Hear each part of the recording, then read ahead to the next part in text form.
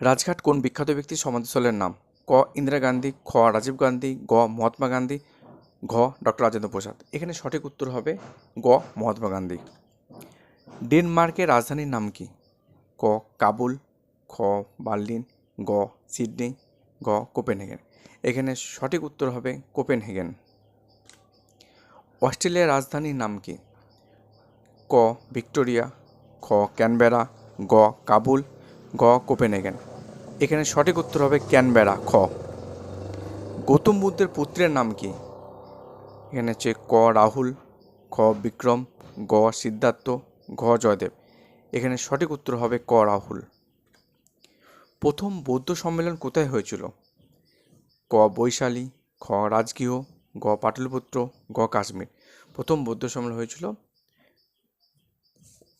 রাজগৃহ, খ।